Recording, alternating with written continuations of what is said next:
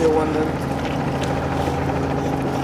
Jimmy Spithill, you were helming on starboard today, the Italian AC40. It looked like a good day for you. You looked pretty slick out on the racecourse when you were match racing.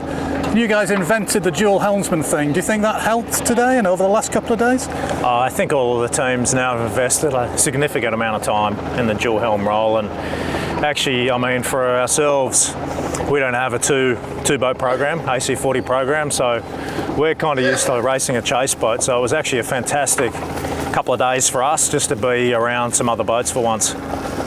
Tell me about the experience of racing in a fleet race today for the first time. First time we've seen that. Looked pretty good from the chase boat. Yeah, it was great. I mean, again, it's just good for us to get around another boat, another AC40. And the fleet race, yeah, just a different dynamic, and yeah, great to get out there and get around the track. How much of a difference will it be when we've got 6 of those boats on the racecourse? There seems to be enough space for everybody today, but it's going to be pretty busy, isn't it, with 6 boats? I think a lot of it will depend on the wind speed. You know, like today was obviously on the bottom end. I think as the wind speed increases, then it'll definitely get a little tighter out there.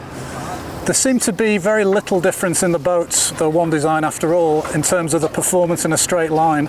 But there were subtle differences in the way the boats were being sailed. What do you think you guys were doing particularly well today? Because you seem very strong whenever we saw you. I think it was one of those days where everyone had some good moments and some bad moments. And again, until you really get around some other boats, you know, there's a lot to learn. Just a little technique differences, really watching what the others are doing. Again, we've been really focusing pretty hard on the teams that have been doing a lot of two boating with their AC40s, being the Kiwis and the Americans. And yeah, just tried to learn as much as we could going into today. It's one design, but there are things you can do with the boat. Obviously don't tell us what things you are doing differently, but what type of things might you be doing differently? Is it the sails? Is it the way you sail the boat? Well, yeah, I mean, the hardware is exactly the same as the others, and so it really just comes down to the teams using the controls, you know, cant, ride height, the trim of the boat, so obviously sails, technique, so there's a lot of little things there, and I think the whole fleet's just learning.